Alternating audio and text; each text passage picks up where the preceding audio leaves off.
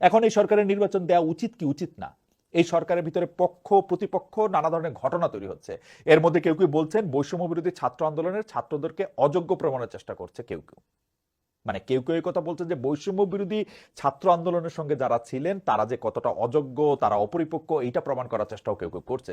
অথচ তারা যে অনেক বর্ষিয়ান সিজনড রাজনীতিবিদদের চেয়ে সাধারণ মানুষের সাথে অনেক বেশি সম্পৃক্ত, সেরকম কিছু নজির কিন্তু আমরা মাঝে মধ্যেই দেখি।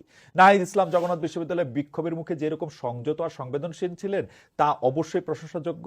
আমি জানি ওরা পারছে এবং তাদের উপর আমার সর্বস্ব বাজি রাখতে আমি রাজি আছি বলেই চাচ্ছি ইলেকশনটা এক্ষুনি দিয়ে ওরা চলে যাক।